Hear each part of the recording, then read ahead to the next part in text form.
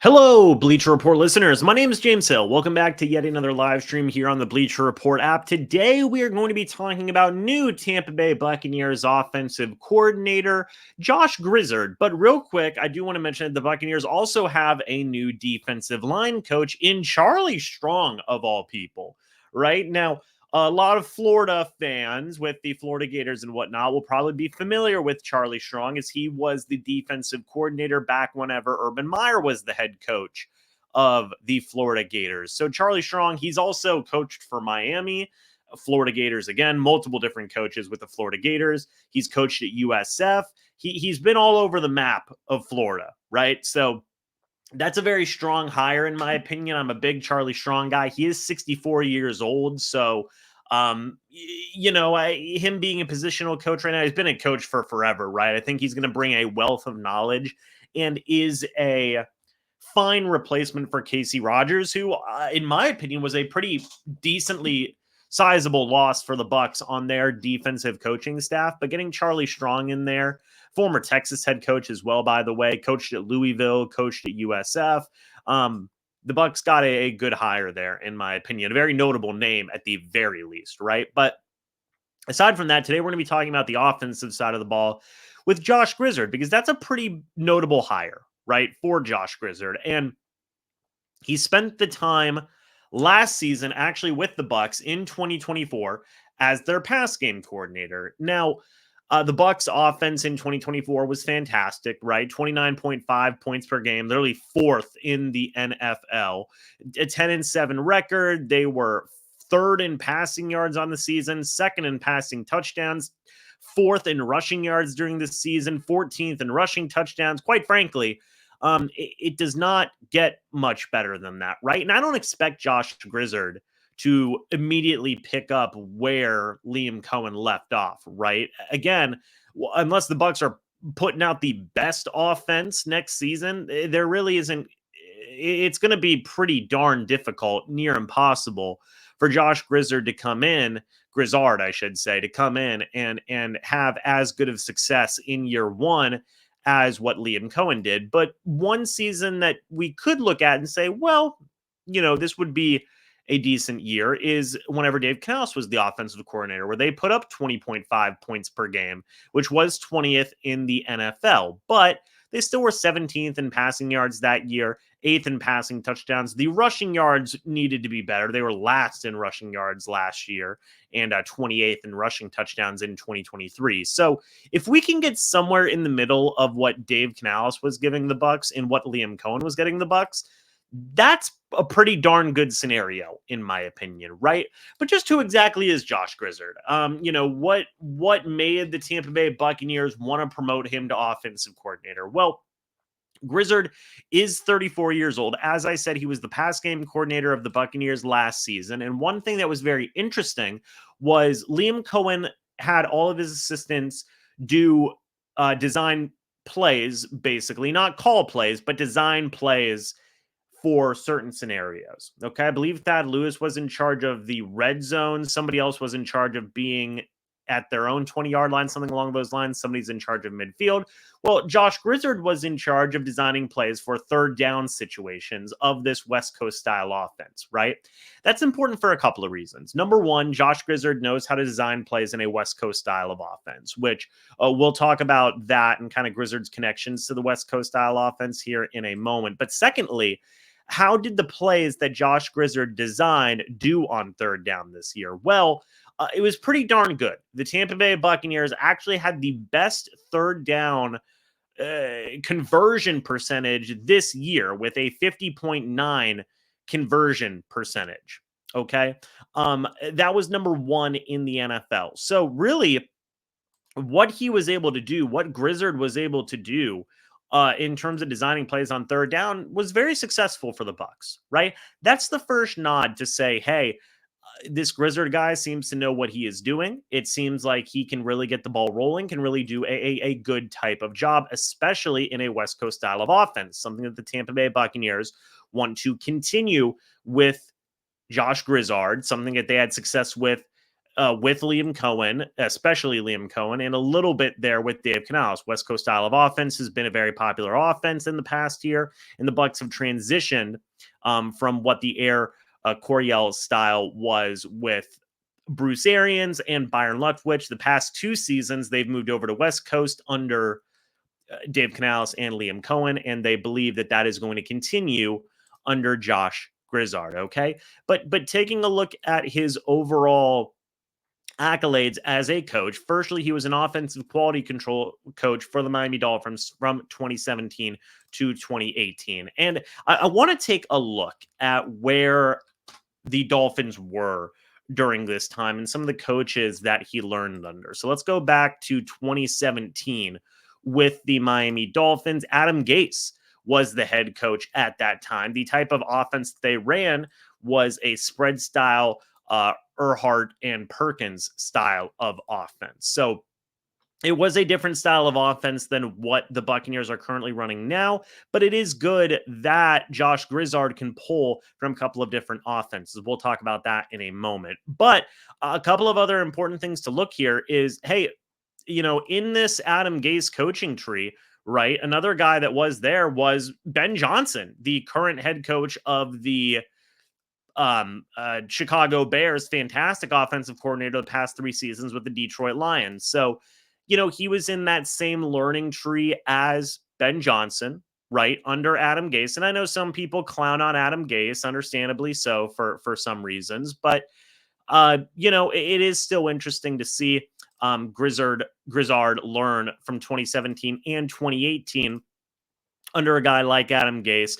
They actually did transition to a West Coast style of offense in that second year that Josh Grizzard was working with Adam Gase. So that's a bit of an interesting note to make there. So you take a look, there's 2 offenses now that Grizzard has been a part of: a spread Earhart and Perkins offense and a West Coast style offense there under Adam Gase with Dow Loggins as the offensive coordinator in 2018, Clyde Christensen, former Tampa Bay Buccaneer coach, in 2017. So a bit of an interesting note there. Grizzard is experienced a couple of different types of offense. Then in 2019, he was promoted to the quality control coach of the entire team. By that time, Brian Flores was the head coach. Chad O'Shea was the offensive coordinator. And they actually went back to an Earhart Perkins offense under Brian Flores, under Chad O'Shea. So again, going back to a different style of offense, or going back to the same original style of offense that Josh Grizzard was initially exposed to under Adam Gase. They went back to that. But then in 2020 and 2021, you had Grizzard get a promotion. He was the wide receivers coach for the Miami Dolphins in 2020 and 2021. That first year he was the wide receivers coach, the Dolphins went 10-6. They still continue to have a Earhart and Perkins offense. This was under Chan Gailey as offensive coordinator. How did the wide receivers do during this season? Well, you take a look. You had Devontae Parker put up 793 yards. You had Jakeem Grant put up 373 yards. You had Preston Williams put up 288. In terms of touchdowns, 4 for Devontae Parker, 4 for Preston Williams, 1 for Jakeem Grant, 1 for Mac Hollins. So to be completely honest, folks, regardless of the 10-6 record, not exactly the best showing from that wide receiver room that Josh Grizzard was in charge with. Did it get better in that second year? The offense also did score 25.3 points per game in that 2020 season, which was 15th in the NFL. 2021, Brian Flores was still the head coach. Chan Gailey was no longer the offensive coordinator. It was actually George Godsey and Eric Studesville. They still ran a Earhart Perkins offense per Pro Football Reference. Josh Grizzard was still the wide receivers coach at that time. So how did the wide receivers do in year number 2 of working with Grizzard? Well, let's take a bit of a look. Jalen Waddle put up 1,000 yards that year in his rookie season, and he had 6 receiving touchdowns. So that's a bit of a feather in the cap. Devontae Parker still didn't do great, 515 yards and 2 touchdowns, although he did have an injury riddled season that year. So this season was better for the wide receivers under Grizzard. Okay. I think it does help that he got a little bit of better talent in the building there. The offense did take a bit of a dip with 20.1 points per game. That was 22nd out of 32 teams in the NFL. After that, Grizzard was done as a wide receivers coach. He would drop back down to an offensive quality control coach under Mike McDaniel, who became the new head coach of the team. His first year was a 9-8 record. As you can see, the offensive coordinator is Frank Smith, and they are back to a West Coast style of offense. So yet again, going back to the West Coast style, points per game actually went up to 23.4. That's 11th out of 32 teams, and now it's the best that Grizzard had during his time with the Miami Dolphins there. So bit of an interesting thing to note there. The West Coast style, it definitely seems to garner maybe a bit more of success than that Erhard Perkins style of offense, right? And then finally, that final season, 2023, under Mike McDaniel, before Grizzard came over to the Tampa Bay Buccaneers, it was an 11-6 record, 29.2 points per game, second in the NFL that season, by the way. And that was still under a West Coast style of offense. That was still under Frank Smith as offensive coordinator. So to be completely honest with you guys, that the past 2 years under Mike McDaniel is the most impressive showing of a staff that Grizzard had been a part of before he joined the Tampa Bay Buccaneers as their pass game coordinator, where they had a lot of success. And actually, after Grizzard left, you saw them take a bit of a dip. Now, granted, they had a lot of injuries, but 20.3 points per game, that was 22nd in the NFL. So, it is interesting to see that they had mixtures of success, right? Let's go all the way back to whenever Adam Gase was there. The second season, 2017, whenever Grizzard was brought in, you had a spread Erhard Perkins style of offense. It's 17.6 points per game, right? They moved to West Coast, bumps them up to 19.9. You move back to an Erhard Perkins offense, drops them down to 19.1. You continue with an Erhard Perkins offense. It keeps them at 25.3. That goes up, which is good. But then you drop back again to 20.1 under the Erhard Perkins style of offense to 22nd out of 32 teams. Then 2022, Mike McDaniel comes along, West Coast, 23.4, it goes up. The next season, 29.2, it goes up, right? So I think we're seeing a lot of evidence here that a West Coast style of offense just is more successful in the Josh Grizzard era than what we saw with a Erhard Perkins style of offense. So that would lead me to believe that out of the two offenses that Josh Grizzard has experience in, he will hopefully lean more towards West Coast style tendencies of offense, right? And he's seen great levels of success for those offenses. In his last 2 years with the Miami Dolphins under Mike McDaniel, and this past season with the Tampa Bay Buccaneers under Liam Cohen. In my opinion, the two best names offensively that Grizzard could have possibly learned from would have been Mike McDaniel and Liam Cohen, right? There's a reason why everybody was so distraught and upset as to why Liam Cohen left, because he's very good at his job, right? And I still believe that Mike McDaniel is a good offensive mind in this league as well. Grizzard learned from those two guys, right? He does also have some experience learning from George Godsey and Eric Studesville. He's also got some experience learning from Chan Gailey. These are guys that have ran a lot of different types of offenses as well, which is a very interesting thing, in my opinion. You also got to consider who Josh Grizzard brought in as his pass game coordinator. He brought in an old face that he is familiar with in Hinson as their pass game coordinator. He actually coached Grizzard while at Yale. So I want to take a real quick look at the type of offense that he has ran in the past. That Kefense Hinson ran during his coaching career. I'd be curious to see what that would look like, because if it is more of a West Coast style, if it is something along those lines, that'll be interesting. But I also think it's good that Grizzard is bringing in a mentor of his, right? bringing in somebody who has offensive coordinator experience at Western Washington, at Yale, at Montana, who has some OC experience and interim head coach experience at Oregon State, right? That's a good guy to have in the corner of Josh Grizzard because he can help him through game planning. He can help him out, just being a sounding board and being a mentor type of figure, right?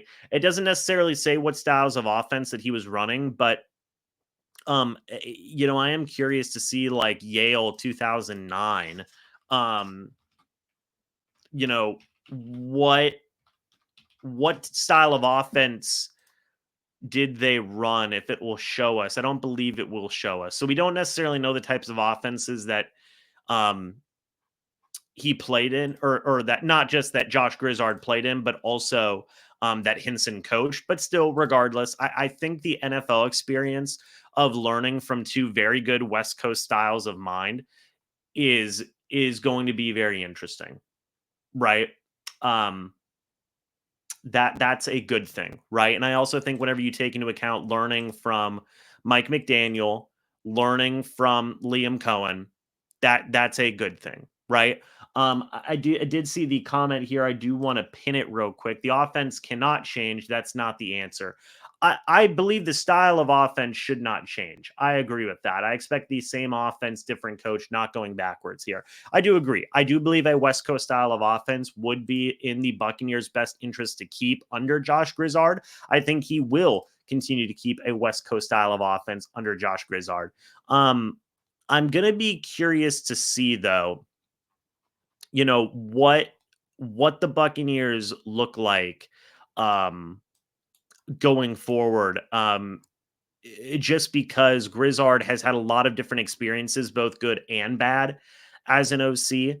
Um, he's had some success coaching wide receivers and then some not great success coaching wide receivers, right? So it's a bit of a mixed bag. I think the biggest thing that you can hang the hat on, though, for Grizzard is the play designing that he did on third down for the Bucs this year that literally got them the best third down conversion rate this past season, right? A lot of that can be contributed to what Grizzard was able to do.